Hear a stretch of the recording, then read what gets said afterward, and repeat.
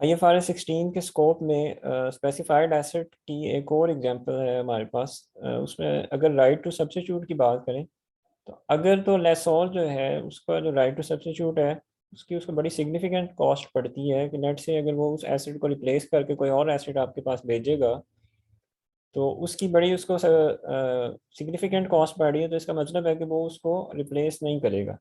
तो इस तरह की अगर सिचुएशन हो तो भी आपका जो एसेट है वो स्पेसिफाइड एसेट होगा। फॉर एग्जांपल जो बड़े एसेट्स होते हैं जैसे क्रेन्स वगैरह या कोई ऐसी मशीनरी जिसको रिप्लेस करने की, उसका सब्स्टिट्यूट प्रोवाइड करने की कॉस्ट बड़ी हाई हो, तो इन दैट केस उसको उस ऐसे एसेट को भी आप एक स्पेसिफाइड एसेट के तौर पर ही डील करते हैं। अच्छा, अब आ जाते हैं दूसरे वाले जो इसकी रिक्वायरमेंट है, राइट टू यूज़ ट्रांसफ़र होना चाहिए एलआईसी को। इसमें जो इश्यूज हैं वो देख लेते हैं जो क्वेश्चन में पूछे जाते हैं। क्वेश्चन में आपने देखना है कि राइट टू यूज़ ट्रांसफ़र हुआ है या नहीं हुआ एलआईसी को। तो सबसे पहले तो आपने देखना है कि आपके पास राइट टू सब्स्टिट्यूट जो है वो है। अगर तो राइट टू सब्स्टिट्यूट है तो क्या वो रूटीन का राइट टू सब्स्टिट्यूट है? अगर वो रूटीन का है तो इसका मतलब है कि वो रूटीन में उस एसेट को रिप्लेस करता रहेगा।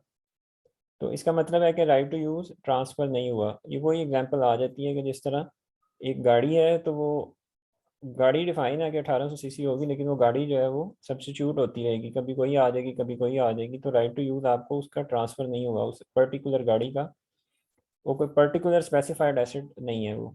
अच्छा, इसी तरह अगर राइट टू यूज़ तो ट्रांसफ़र हो गया है, right to right to use आपको इस तरह ट्रांसफ़र हुआ है कि राइट टू सब्स्टिट्यूट है। जो आपका लेसोर है उसके पास राइट टू सब्स्टिट्यूट है, लेकिन वो सिर्फ़ और सिर्फ नॉन रूटीन काम के लिए, यानी नॉन रूटीन काम से मुराद है कि सिर्फ़ और सिर्फ वो उस गाड़ी को उस वक़्त ही रिप्लेस करेगा, उसकी जगह कोई गाड़ी भेजेगा जब उसकी कोई सर्विस एंड मेंटेनेंस ड्यू हो गई है उस गाड़ी की। तो वो आज के दिन आपको वो गाड़ी नहीं मिलेगी, बाकी all the time that car is available for you. इसका मतलब है कि अब राइट टू यूज़ उसका उस गाड़ी का उस स्पेसिफाइड एसेट का आपको ट्रांसफ़र हो चुका हुआ है, वो आपने ही इस्तेमाल करनी है, आपके कंट्रोल में रहेगी। लेकिन एक रूटीन की जो है वो रिपेयर मेंटेनेंस के लिए वो 1-2 दिन के लिए हो सकता है आपके लिए अवेलेबल ना हो। तो इस तरह का जो कॉन्ट्रैक्ट है that is also a finance lease contract, इसमें भी राइट टू यूज़ ट्रांसफ़र हो चुका है। अच्छा, अब एक और केस हमारे पास आता है जिसमें राइट टू यूज़ तो ट्रांसफ़र हो जाता है लेकिन स्कोप डिफ़ाइन किया गया है। लेसोर ने आपको एसेट दिया हुआ है, आप जैसे मर्ज़ी इस्तेमाल करो, लेकिन उसमें एक रिक्वायरमेंट डाल दी है कि जब आप उसको इस्तेमाल करो तो उसका एक तरीक़ाकार बताया गया है कि इस मैनुअल के अकॉर्डिंग आपने चलना है। जैसे कुछ एसेट्स होते हैं जो कि आपने इस्तेमाल करने होते हैं। अ, भारी भरकम मशीनरी है तो कंस्ट्रक्शन के लिए इस्तेमाल होती है, तो अगर वो उसने डिफ़ाइन किया हुआ है कि अगर एयर स्पीड जो है वो more than 20 kilometre per hour हो तो फिर आपने इसका इस्तेमाल उस वक़्त रोक देना है।